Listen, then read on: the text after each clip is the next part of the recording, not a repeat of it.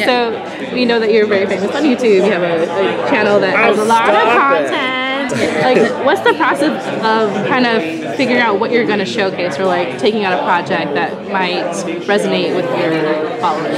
Yeah. So there's always this kind of like weird balance to keep of like things that are personally fulfilling for myself, but also like what do my fans want, like what's current, you know. I've found that it's kind of a mixture of both, you know. Obviously there's this demand to stay up to date on current events and what's popular and whatever, but my best work is obviously stuff that I'm very passionate about and that I enjoy, and so mixing that with what my audience wants is always an everlasting challenge, but I always fall back on things that I, like if I'm having like a creative funk or something, things that I really enjoy, and kind of just taking it from there. Yeah. I mean, that's kind of why they are joining your video. They like the stuff that you enjoy. I would hope so. You're like, I don't like that. Don't do that. You'd be surprised. They're like, you should do this, and I'm like, maybe not.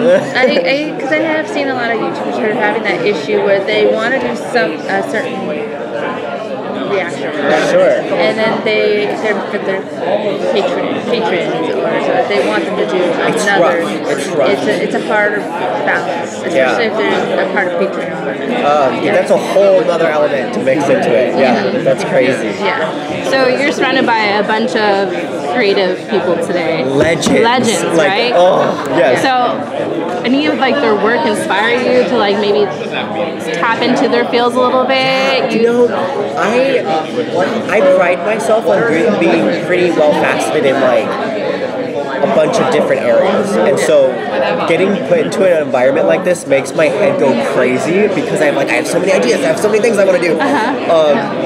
But some of the people on the panel are like visual effects gods, and like seeing their work and seeing just like their little like demo reels that they've put together is so inspiring, and also that world is so foreign to me that I definitely like see myself mingling in that area. I don't know. It's something that I want, but it's intimidating. You know? I don't know. We'll see. Yeah. So what got you into like YouTube and creating like kind of like your aesthetic with your YouTube channel? How'd you get into that? So I kind of started my professional career at the Disney parks. I was a performer over there. What were you a performer of? I was actually not like anybody in particular. I was just singing at a lot of their shows. As kind of like Disney created, like, hey, I'm this character, you know? So nobody in particular. But I kind of gained this like really, really nice and nurturing fan base throughout the parks, and just like annual pass holders that would come to the shows a lot.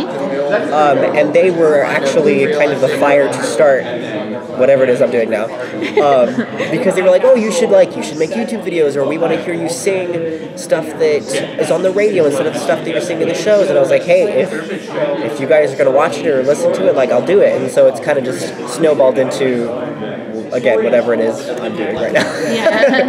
Yeah. So do you have like anybody that inspires you, like people that you look up to? You kind of like, oh, like I like. Sure. It's kind of like embedded in you, like who you are. Like you kind of picked a little piece from here and here. Yeah. I'm like really lucky to where I've surrounded myself with a group of friends to where we all kind of do something social media related, like whether it's YouTube, Instagram, or whatever it is. And it sounds like so cliche, but like honestly, my friends are the ones that keep me the most inspired and that I look up to, because we're all constantly doing like such cool things, and not like in a competitive way, but just like, you have to do this thing, and I saw that was so cool, and I'm like, but you did this, and I'm like, and so we all kind of just feed each other's fire, and it's really nice to be in that atmosphere. But I would say, if I was to pick an individual, there's a YouTuber named Todrick Hall, he is an icon. If you're watching this, Todrick, I love you. I just did a video that was dedicated to him off of a project that he kind of has been working on a long time, and he did like a whole reaction video to it, and it was like blew my mind. But he continues to be an inspiration of mine because we have very similar interests as far as like, he does a lot of Disney related content, and all this content is very visual. Like there's always like some crazy costumes or He's an icon. Yes. I could talk about him for a long time. Yes. I'm like, yes, I know exactly who you're talking about. Yes. Yeah. Has there ever been like, let's say like you're like, all right, I'm ready to go, like create this content, and it just did not work out? Oh, so many times. So many times. It's normally stuff that like I'm very passionate about it, and like the only reason it's happening is because like I want to make it happen. I have this like dream project or something.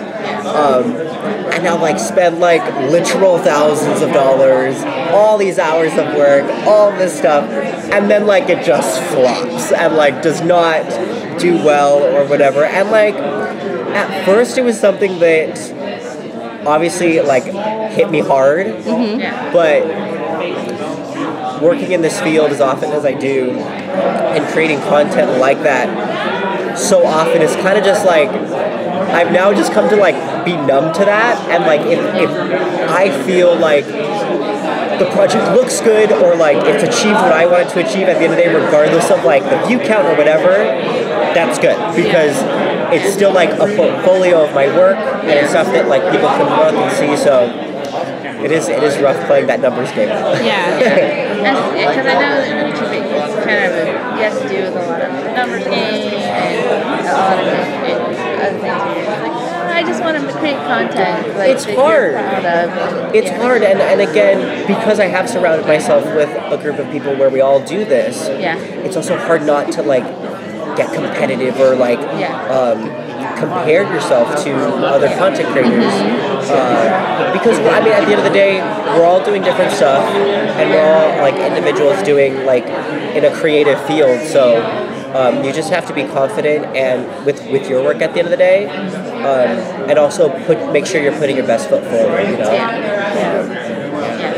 Because even if it kind of feels like even if you put your best foot forward, even if you get negative, it's still like I did my best, you know, and like that's all I could do. So, and it's always the stuff that you don't think is gonna do well, right? That like goes viral or something, and I'm like, of course it's this video and not this one, but or the one like I worked really hard. Exactly, I worked so hard on this one, but you like this video of my cat or something, you know? Yeah. Yeah. Okay, well, thank you so much Thank for you your guys time. so much.